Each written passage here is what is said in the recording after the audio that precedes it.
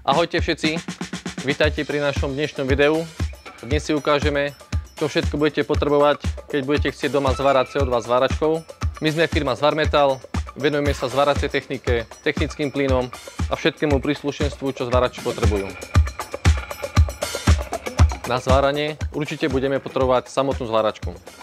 Je rozdiel, ak ste domáci kutil alebo firma, ktorá potrebuje zvárať oceľové konštrukcie.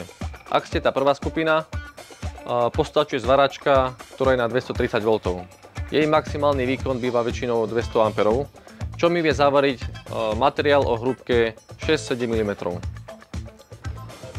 Ako hlavné príslušenstvo zváračky patrí zvárací horák a zemiace kliešte. Ak máte zváračku, ktorá je multifunkčná, vie zvárať aj elektrodov, tak potrebujem samotný držiak elektrod s káblom.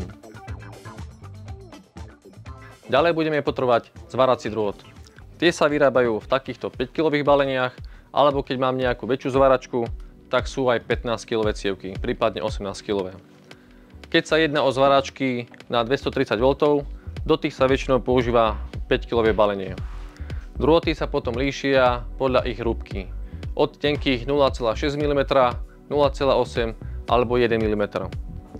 Taký najpoužívanejší je ten 0,8 mm. Viem s ním zavariť aj tenké plechy, ale prípadne také hrubšie platničky 5-6 mm. Zvárací drôt osádzame dovnútra zváračky. Otvoríme dvierka, odistíme maticu, kladku podávača, nasadíme si drôt a následne ho zaistíme kladkou podávača. Ku zváraniu budeme potrebovať aj ochranný plyn. Tým najbežnejším je oxid uhličitý, alebo ľudovo povedané CO2. Z našej skúsenosti vieme, že zvárači vyhľadávajú najviac práve tento plyn. Je cenovo dostupný, urobí nám dobrý prievar a síce má aj väčší roztrek, ale dá sa to potom dlátkom vyčistiť. Jeho hlavnou nevýhodou je, že nám dokáže zamrznúť. Keď mám viacej zvárania, urobí mi námrazu na redukčnom ventile a plyn nám neprúdi. Lepšou alternatívou ku oxidu uhličitému alebo CO2 je argonová zmes. Tá sa plní pomerom 82% argonu a 18% CO2. Aké sú hlavné rozdiely medzi týmito plynmi? Argonová zmes je cenovo drahšia, CO2 je lacnejšia. Hlavná výhoda pri argonovej zmesi je to, že mi robí menší roztrek, to znamená robí menej guličiek pri zváraní. Nemusím potom tak veľa čistiť, brúsiť, ušetrím aj na brúsnych kotúčoch a hlavne na mojej práci.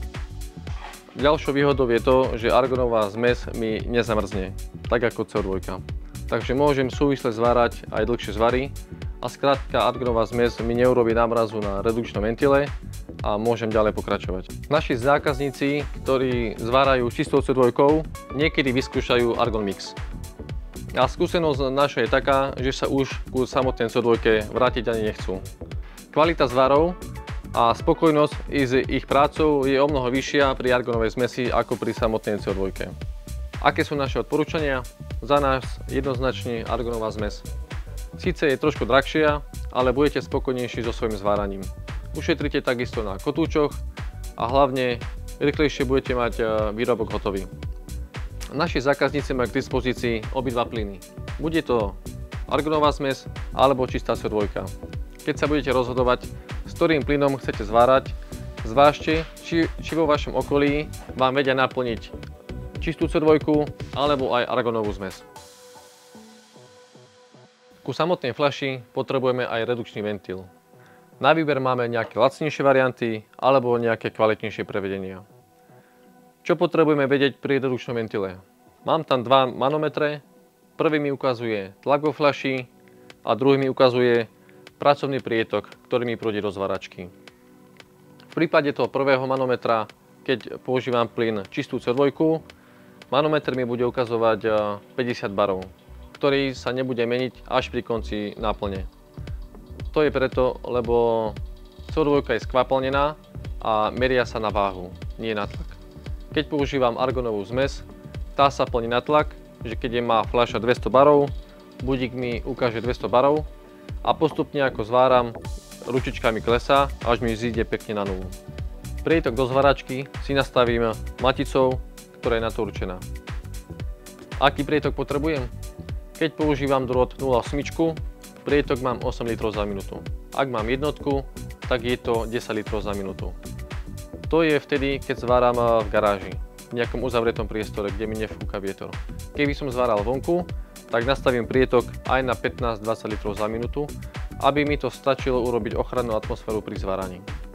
Čo potrebujem vedieť ešte pri redukčnom ventile, je matica, ktorú sa pripájam ku fľaši. CO2 má väčší závit, argonová zmes má menší závit. Preto potrebujem vedieť, akú mám fľašu, alebo akú budem mať fľašu, aby som sa vedel redukčným ventilom pekne napojiť na samotnú fľašu.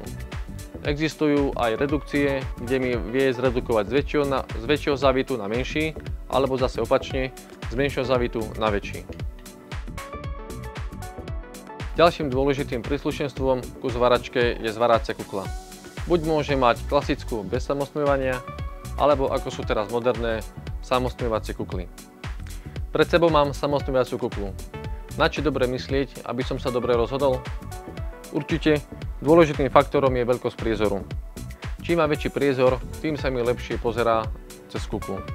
Taktiež počet senzorov je veľmi dôležitý. Lacnejšie kukly majú 2 senzory, nejaké kvalitnejšie vedia mať aj 4. Tiež fajn je mať kuklu s pohodlným hlavovým krížom. Dobre mi bude sedieť na hlave a nebude ma omínať. Cenové rozpätie zváracích kukiel je veľmi široké.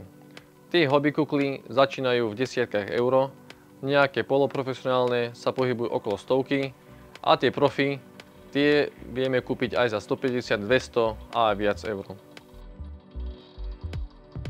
A máme aj nejaké doplnkové príslušenstvo ku zváračkám. A to môže byť separačný sprej a separačná pasta. Separačný sprej používam tak, že pred zváraním si nastriekam dovnútra hubice aj na jej vonkajšok. Sprej mi urobí tenký film, ktorý mi potom ochráni hubicu pred guličkami. Sprej môžem tiež použiť na miesto, kde idem zvárať, aby sa mi tam tak nelepili guličky. Ľahšie sa potom oklepávajú. A v prípade separačnej pasty potrebujem mať zvárací horák trošku zohriatý. Čiže to znamená, že si trošku s ním pozváram a následne ponorím horák do zváracej pasty.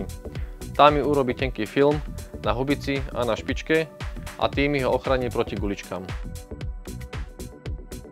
A samozrejme netreba zabúdať na spotrebné diely do zváracieho horáka. A nimi sú zváracia hubica, ktorá je na vrchu, medzikus a špička. Pri špičke potom treba vedieť, aký mám drôt, aby som mal špičku so správnou dierkou. Bude to 0,8, jednotka alebo 0,6. Zváracie horáky sa delia podľa toho, na koľko amperov sú stavané. Pri malých zváračkách sa najviac používajú 150 amperové zváracie horáky, ktoré majú identické diely ako tu na videu. Ale sú potom aj 250 amperové, 240 amperové, 360 alebo dokonca aj 500 amperové vodou chladené horáky. A v neposlednom rade myslíte na svoje zdravie. Ďakujeme za pozornosť a všetko, čo je potrebné ku zváraniu, nájdete na zvarmetal.sk. Ahojte.